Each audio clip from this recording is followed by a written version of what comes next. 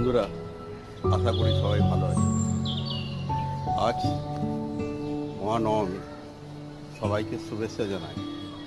চলুন দেখি কক কীভাবে পুকুর দিয়ে মাছ ধরছে।